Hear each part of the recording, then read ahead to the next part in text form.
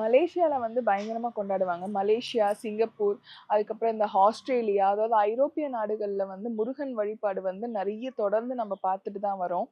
எனக்கு தெரிஞ்சு அவங்க அலகு குத்தி கொண்டாடுறது தான் ரொம்ப, அதாவது இந்த ஆட்டம் போட்டுட்டே வருவாங்க.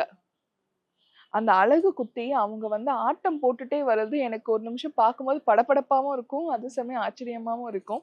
இன்னொன்னு இலங்கையிலயுமே வந்து தமிழர்கள் வந்து நிறைய படர்ந்து இருக்கிறதுனால அங்கேயுமே தைப்பூசம் வந்து ரொம்ப அழகா கொண்டாடுறது உண்டுங்க.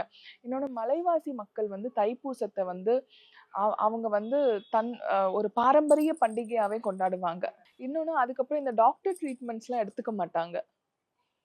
இப்போ நம்ம ஒரு பின்னு குத்திடுச்சு, ஒரு ஆணி குத்திடுச்சுன்னா என்ன பண்ணுவோம்? உடனே போய் தையல் போடணுமா?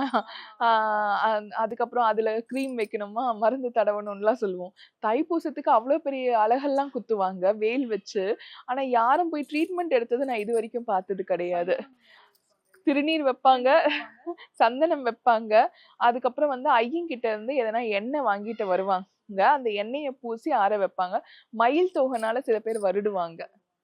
அவ்வளவுதான் பண்ணுவாங்களே தவிர்த்து அந்த குத்துன அந்த சில பேருக்கு பாத்தீங்கன்னா அழகு இங்கே குத்தி இங்கே எடுப்பாங்க. அந்த அந்த மார்க்கு கூட இருக்காது.